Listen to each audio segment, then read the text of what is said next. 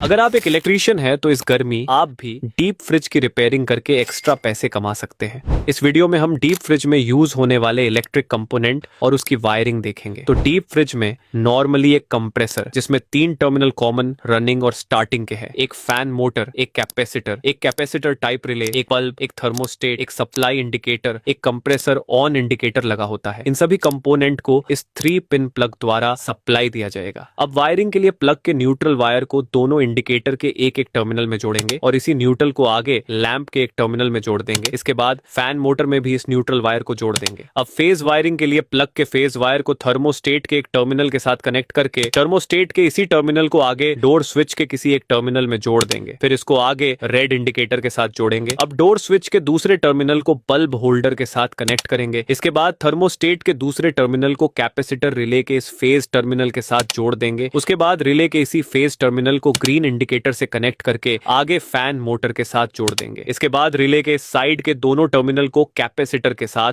जोड़ देंगे।